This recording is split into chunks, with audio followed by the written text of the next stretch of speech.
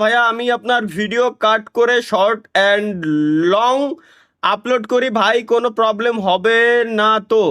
ভাই কেমন আছেন? লাভ লাভ।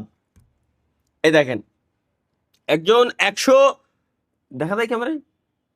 আরে ক্যামেরার এক্সপোজার বেশি, সরি। ওই যে বোঝা যাচ্ছে যে এই যে সুপার চ্যাট, এই যে 100 রুপি সুপার চ্যাট, যাই হোক।